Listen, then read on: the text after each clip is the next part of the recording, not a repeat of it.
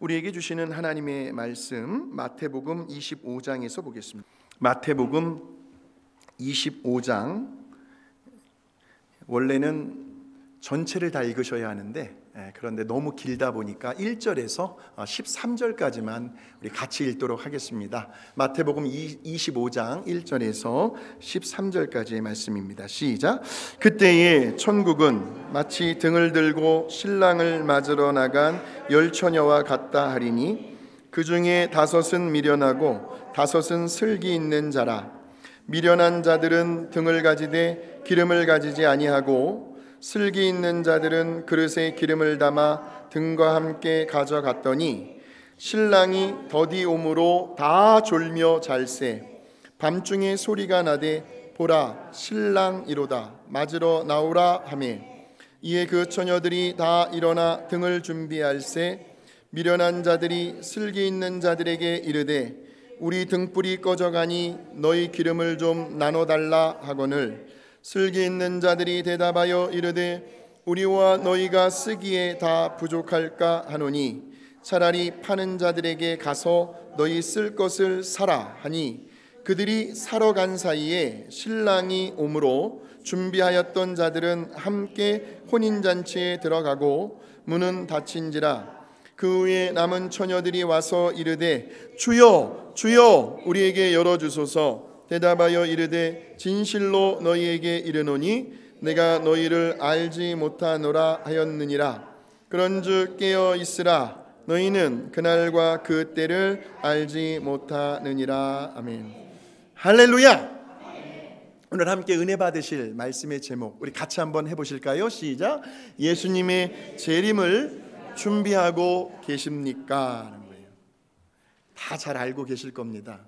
우리 예수님의 생애를 크게 5가지로 구분해 볼 수가 있는데 예수님의 탄생과 죽음, 그리고 우리 예수님의 부활과 승천, 그리고 마지막으로는 뭐죠? 예수님의 재림이죠. 이 5가지의 내용, 이것이 오늘 우리들이 믿고 있는 신앙생활의 내용의 전부이고 믿음의 내용입니다. 자, 보실까요? 우리 예수님께서요 제자들하고 3년 6개월 동안의 시간을 함께 지내셨습니다. 그런데 그 시간들은요 당시 제자들에게 있어서는 정말 꿈만 같은 시간들이었습니다. 그러니까 우리 예수님과 함께하는 그 모든 순간들이 정말 막 짜릿하고 황홀할 정도로 제자들에게는 하루하루가 정말 어떤 기대가 되는, 야 오늘도 우리 예수님과 함께 다니다 보면 어떤 기적 같은 일을 경험할 수 있을까, 막 이런 기대감에 부풀어서 하루를 시작하는 거예요. 왜냐하면 여러분이 아시는 것처럼 우리 예수님께서 가시는 곳마다 제자들의 생각과 예상을 훨씬 뛰어넘는 어떤 기사와 이적과 표적이 많이 나타났기 때문입니다. 한번 보실까요? 어떻게 사람이 물 위를 걸어갈 수가 있습니까?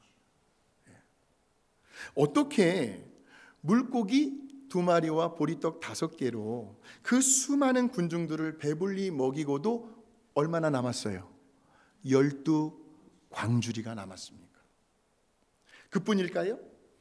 오늘날 소위 현대의학적으로도 절대 치료가 불가능한 그러한 많은 불치의 병들을 어떻게 말씀 한마디로요, 또 때로는 그 아픈 곳 위에 손을 얹으시고 안수하심으로 치유해 주실 수가 있습니까?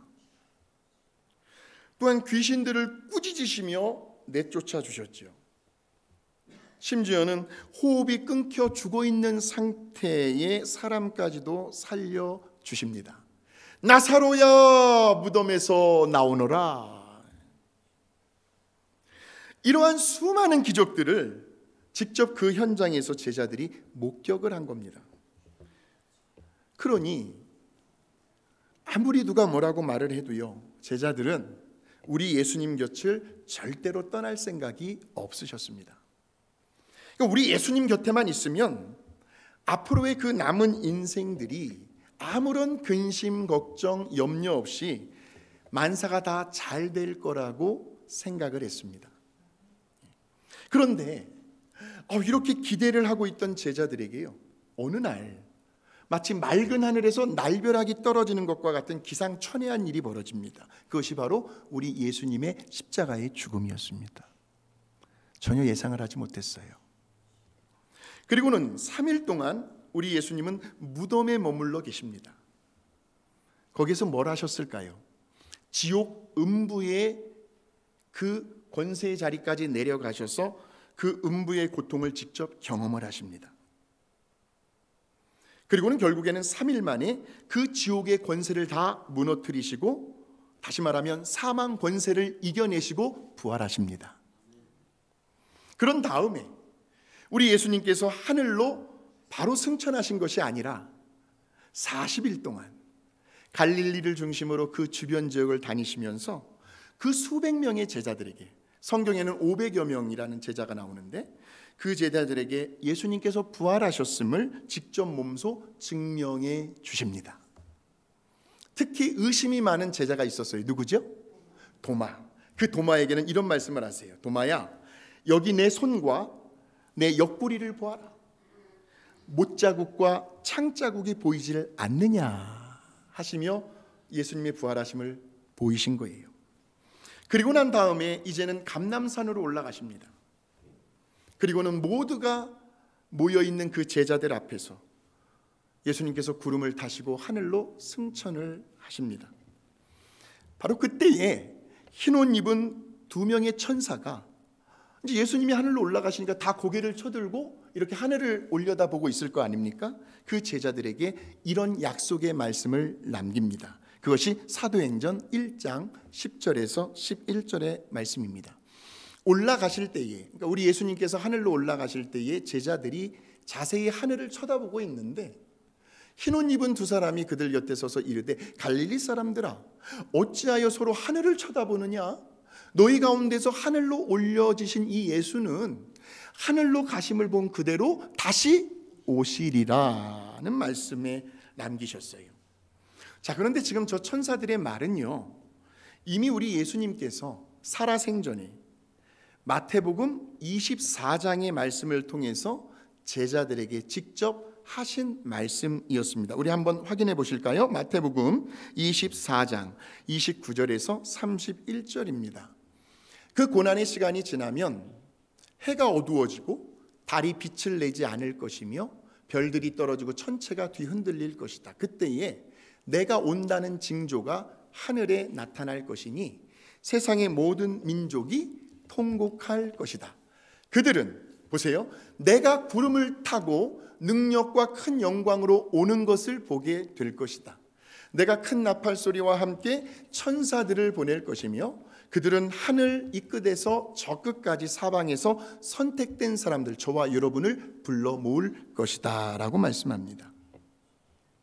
마태복음 24장 전체는요, 한마디로 우리 예수님께서 다시 오실 것이다고 하는 우리 예수님의 재림에 관한 말씀입니다. 그래서 마태복음 24장을 재림장이라고 해요. 그러니까 이 마태복음 24장이 우리 예수님의 재림에 관한 말씀이라고 한다면 오늘 우리가 읽었던 이 본문의 말씀을 포함한 마태복음 25장 전체는요, 우리 예수님의 재림을 기다려야만 하는 그 제자들, 바로 오늘 저와 여러분이 이 땅에서 어떠한 삶을 살아가야 할 것인지에 대해 잘 말씀해 주고 있는 장면이죠. 자, 다시 말하면 우리 예수님의 재림을 어떻게 기다리며 준비를 하고 있어야 할 것인가? 에 대한 3가지의 비유의 말씀을 하고 있는 장면이 바로 마태복음 25장이라는 거예요.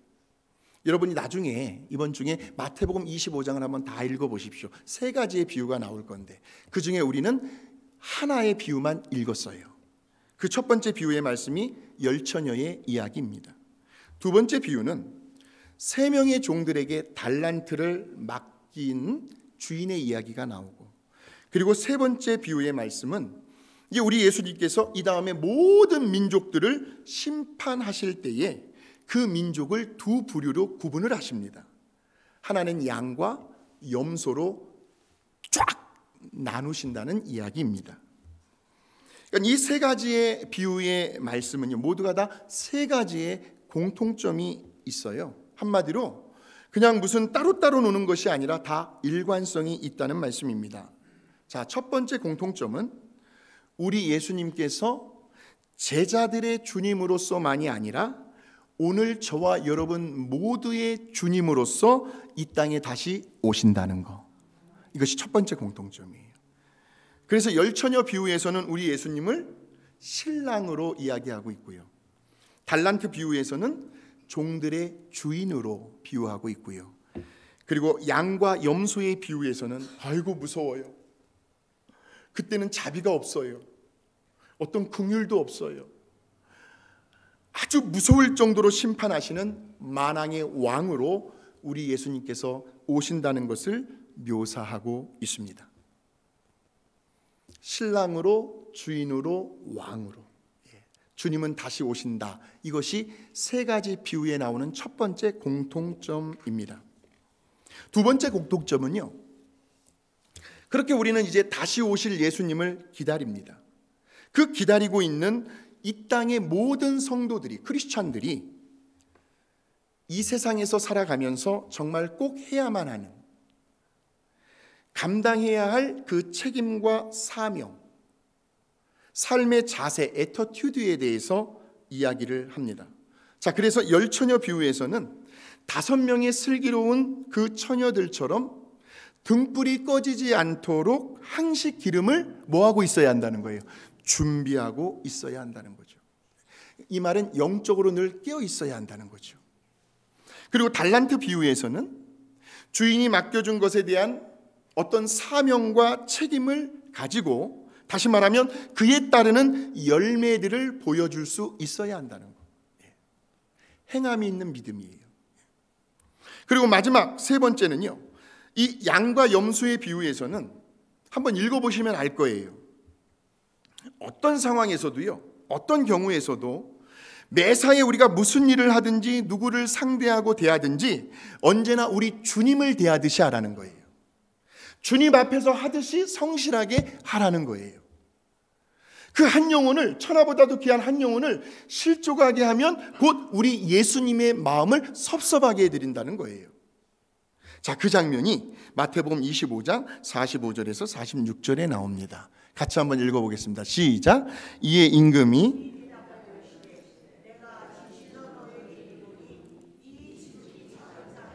하지 아니한 것이 곧 내게 하지 아니한 것이니라 하시니 그들은 영벌에 의인들은 영생에 들어가리라 하시니라 하는 거예요. 세 가지 공통점입니다.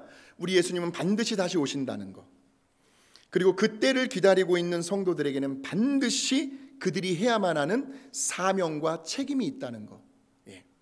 그리고 나면 이제 우리 예수님은 저와 여러분들이 이 땅에 심어놓은 것들로 인해서 반드시 거기에 걸맞는 상급과 형벌을 준비해 놓고 계신다는 것. 이 세 가지의 비유가 바로 이 세 가지의 공통점이라는 거죠. 우리에게 주는 주님의 재림, 성도로서의 사명, 그리고 그에 따르는 심판. 그래서 우리는 예수님의 재림을 오늘도 준비하고 살아가야 한다는 말씀이에요. 그런데 저와 여러분이 오늘 지금 이 순간 할 수 있는 것은 두 번째밖에 없어요. 첫 번째하고 세 번째는 우리가 몰라요. 우리 예수님이 언제 재림하실지 모르죠? 그리고 우리 예수님께서 저와 여러분을 위해서 하늘나라 천국에 어떠한 상급을 예비해 놓고 기다리고 계시는지 우리는 모르죠? 그러니까 이 시간 저와 여러분에게는 이런 질문만 가능해요. 우리는 예수님께서 재림하실 그때를 위하여 과연 무엇을 준비하며 오늘 하루를 살아가야 할 것인가? 성도로서의 사명입니다. 자, 보세요. 오늘날 많은 사람들이요, 우리 예수님께서 재림하시는 그때와 그 시기에 대해서 많은 관심을 가지고 있습니다. 이단들이 이걸 노리는 거예요. 날짜를 딱 정해버려요. 어느 날 며칠 몇 시에 예수님 오신다. 그러니 너희들의 그 가정생활과 사회생활 해봤자 아무런 소용이 없다. 그래서 어느 한 단체와 공동체를 만들어요. 거기서 성도들의 재산을 다 갖다 바치게 합니다. 가정생활과 사회생활이 엉망이 되어버립니다. 그래서 저는요, 어느 때는 우리 예수님께서 좀 빨리 오셨으면 좋겠다 하는 생각을 가끔 할 때가 있습니다. 그리고 그때가 정말 궁금한 거예요. 아니, 우리 예수님 당시에도 또 사도 바울의 당시에도 많은 크리스찬들이 예수님의 재림을 사모하고 기다리고 있단 말이죠. 2000년의 기독교 역사가 흘러오면서 오늘 이 시간 우리에게까지도 궁금한 거예요. 사도 바울이 이런 생각을 했더라고요. 빌립보서 1장 23절에 보니까 내가 차라리 지금 이 세상을 떠나 우리 예수님이 계신 곳으로 빨리 가고 싶다. 여러분은 그런 생각 안 해보셨습니까? 그런데요, 아니나 다를까 우리 예수님의 제자들도 정말 그날을 몹시 궁금해했더라고요. 자, 우리 한번 확인해 보실까요? 마태복음 24장 3절의 말씀입니다. 자, 시작. 어느 때에 이런 일이 있겠사오며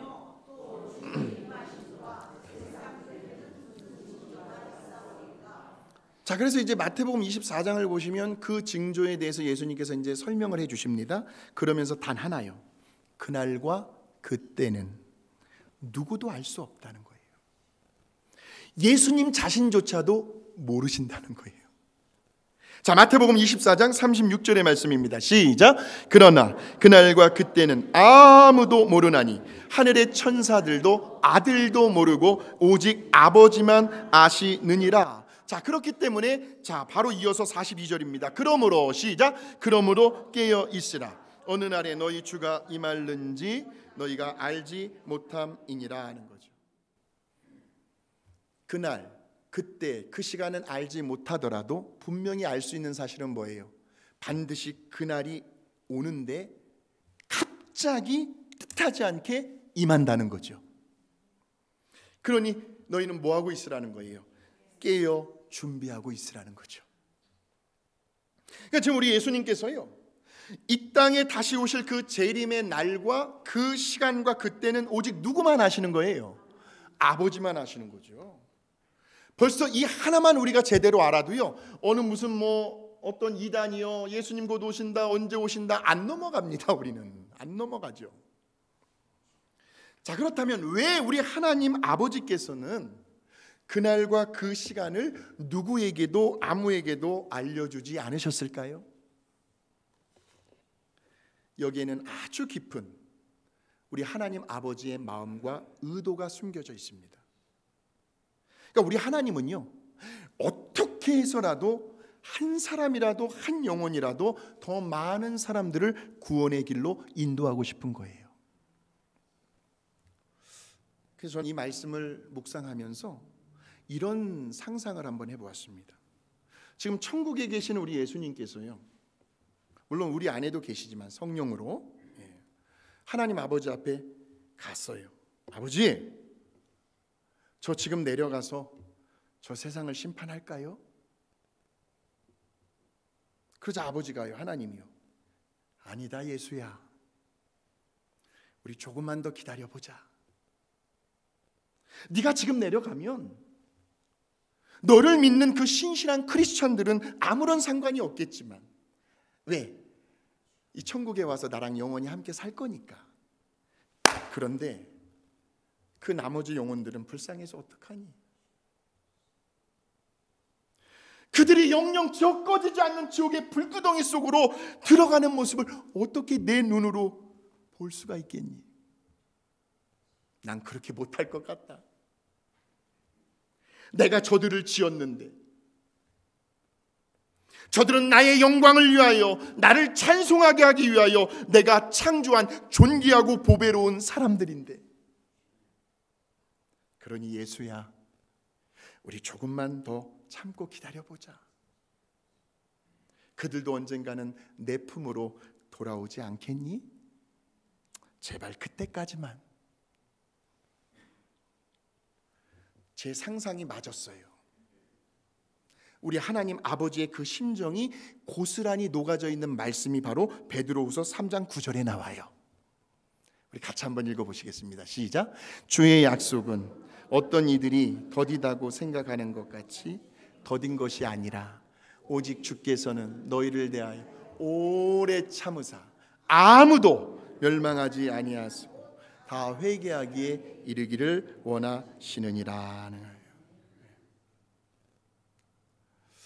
오늘 시간 말씀을 통해서요, 성령님께서 좀 여러분 가정에 혹시라도 아직도 예수님을 영접하지 않은 사랑하는 가족들, 친지들, 형제, 자매들, 이웃들이 계시다면 성령님께서 좀 그들의 마음을 좀 두드리시고 감동하시고 좀 열어주셔서 빨리 우리처럼 천국 백성이 되는 그날이 속히 오시기를 주의 이름으로 축원합니다.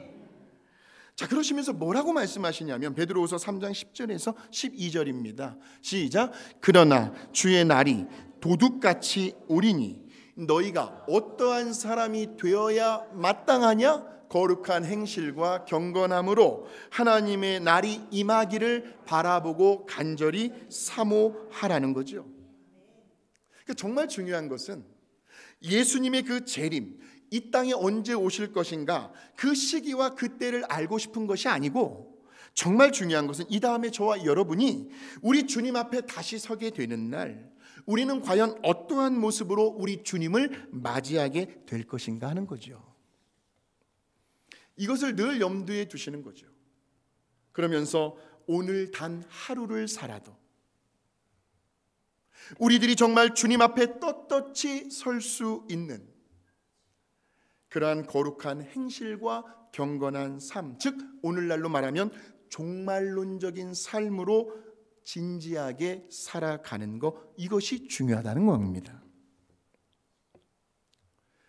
그래서 사도 바울은요, 우리 예수님의 재림을 준비하며 그날을 두렵고 떨리는 마음으로 기다리고 있는 데살로니가 교회 성도들에게 이런 권면의 말씀을 하죠. 데살로니가전서 5장 1절에서 8절의 말씀 제가 한번 읽어드리겠습니다.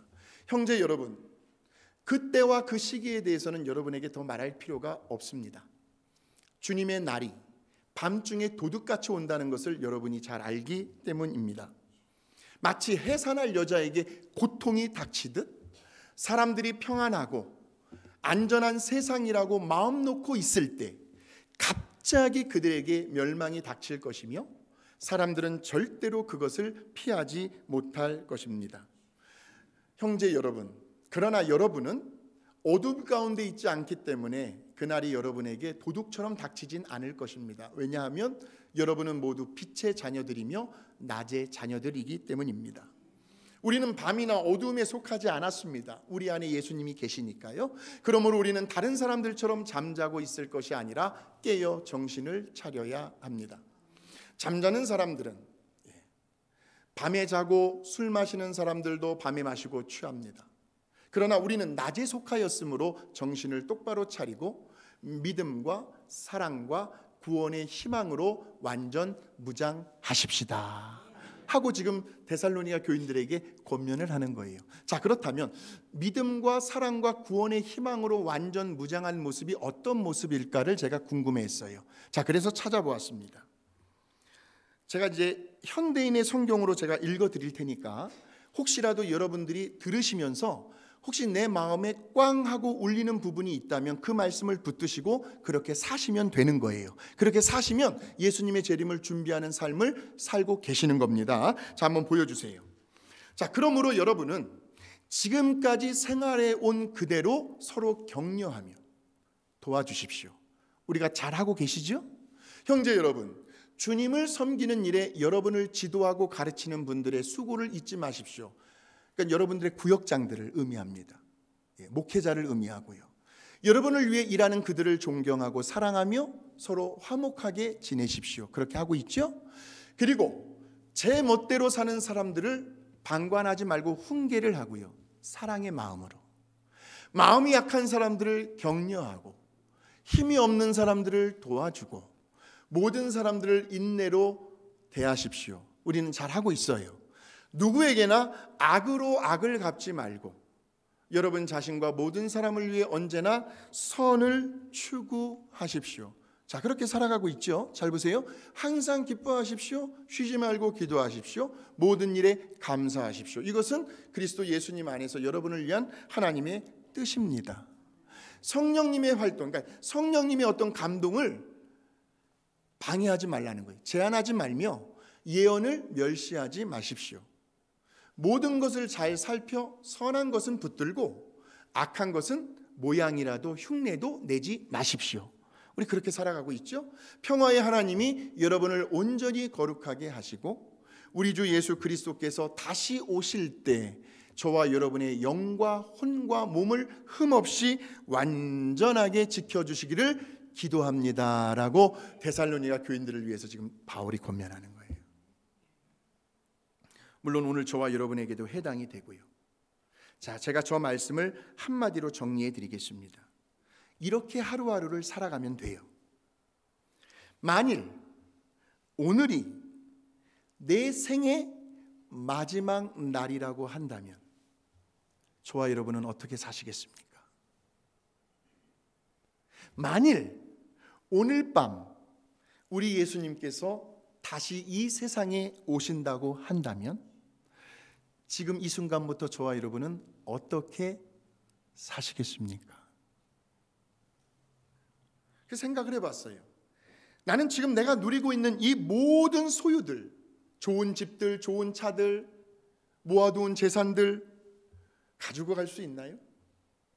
다 내려놓고 하나님 품으로 돌아갈 수밖에 없다는 거죠. 그러니 나는 이제 더 이상 이 세상에 미련을 두지 않을 것이며 몸이 어디가 아프다고 해서 그것이 마치 당장 죽는 것처럼 그렇게 하지도 않을 것이며 먹든지 마시든지 무엇을 하든지 병상에 누워있든지 병을 몸에 달고 다니든지 하는 일이 좀 안 풀리든지 어떤 어려운 여건에 있다 할지라도 나는 하나님의 영광을 위해서 하나님의 기쁨을 위하여 살아가겠다. 그래서 나는 오늘도 나에게 주시는 이 말씀 가운데 내 믿음의 뿌리를 내릴 것이며 서로 사랑하며 섬기는 삶을 살겠다. 또한 여기 보시면 성령 충만이죠. 날마다 내 자신이 변화되어서 내 주변 사람들에게 어떤 유익함을 끼치는 축복의 통로가 되어주는 삶을 살겠다고 하는 이러한 마음 자세로 하루하루를 살아가시면 된다는 말씀이에요. 자, 우리 한번 제가 기억해 보시겠습니다. 세 가지입니다. 예수님은 반드시 다시 오실 것이다. 그리고 우리에게는 성도로서 마땅히 해야 할 책임과 본분과 사명이 있다. 그러한 우리에게 하나님께서 하늘의 귀한 상급으로 예비해 놓고 계신다. 이 세 가지를 꼭 가슴 깊이 새기셔서요. 단 오늘 하루를 사셔도 우리 예수님의 재림을 준비하며 살아가는 저와 여러분이 되시기를 주의 이름으로 축원합니다.